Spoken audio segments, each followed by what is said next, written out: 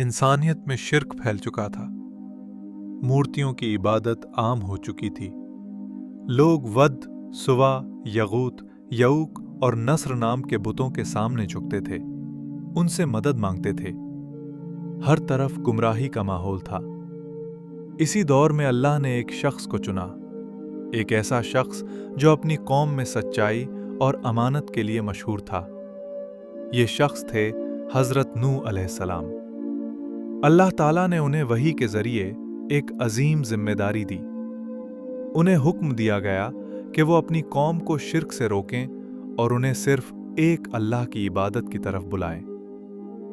हज़रत नूह अलैहिस्सलाम अपनी कौम के बीच खड़े हुए और उन्होंने कहा, ऐ मेरी कौम, अल्लाह की इबादत करो, उसके सिवा तुम्हारा कोई माबूद नहीं। मुझे डर है कि अगर तुमने शिर्क नहीं छोड़ा तो तुम पर सख्त अजाब आएगा। ये बात सुनकर लोग हैरान रह गए। उन्होंने कभी इस तरह की बात नहीं सुनी थी। कौम के सरदारों ने तुरंत जवाब दिया, नूह, तुम तो बस हमारी तरह एक इंसान हो। अगर अल्लाह किसी को पैगंबर बनाता तो कोई फरिश्ता भेजता। लोग हंसने लगे, मजाक उड़ाने लगे। किसी ने कहा, यह हमें सिखा रहा है कि हमारे बाप दादा गलत थे। किसी ने कहा, यह सिर्फ अपनी बात मनवाना चाहता है। लेकिन हजरत नूह अलैहिस्सलाम ने हिम्मत नहीं हारी। उन्होंने सब्र के साथ लोगों को समझाना जारी रखा।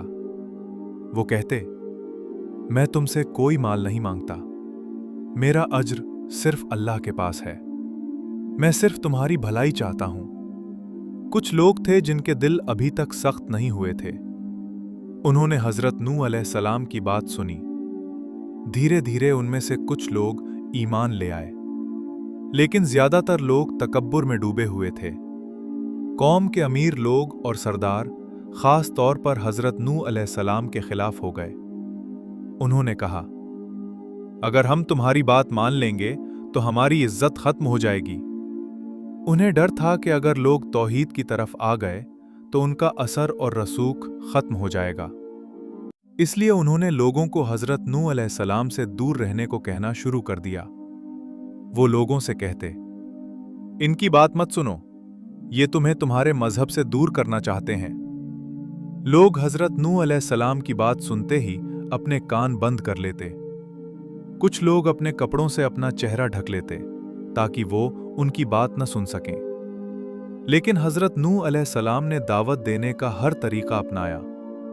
कभी वो लोगों को खुले आम दावत देते, कभी वो छुपकर लोगों को समझाते, कभी दिन में बात करते, कभी रात में लोगों को समझाते। लेकिन कौम की जिद कम होने का नाम नहीं लेती थी। साल गुजरते गए, फिर 10 साल, फिर 100 साल, फिर कई 100 साल। लेकिन हजरत नूह अलैहिस्सलाम अपनी दावत पर कायम रहे।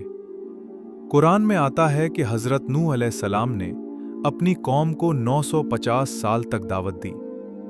सोचिए, 950 साल। इतनी लंबी दावत इंसानी इतिहास में कभी नहीं हुई। लेकिन इतने लंबे वक्त में भी ईमान लाने वालों की संख्या बहुत कम थी। ज्यादातर लोग अब भी शिर्क पर कायम थे। वो हजरत नूह अलैहिस्सलाम का मजाक उड़ाते, उन्हें पागल कहते और कहते, अगर तुम सच कह रहे हो तो हम पर अजाब ले आओ। लेकिन हजरत नूह अलैहिस्सलाम फिर भी सब्र करते रहे। वो अपनी कौम के लिए दुआ करते, उन्हें समझाते, उन्हें चेतावनी देते। लेकिन जब सदियां गुजर गईं और कौम की जिद और बढ़ गई, तब हजरत नूह अलैहिस्सलाम ने अल्लाह से अर्ज की, ए अल्लाह, मैंने अपनी कौम को दिन रात दावत दी, मैंने हर तरीका अपनाया, लेकिन वो और ज्यादा दूर होते गए। ये वो लम्हा था जब हजरत नूह अलैहिस्सलाम का सब्र अपनी इंतहा पर पहुंच चुका था और यहीं से उनकी कहानी का अगला बड़ा मोड़ शुरू होने वाला था।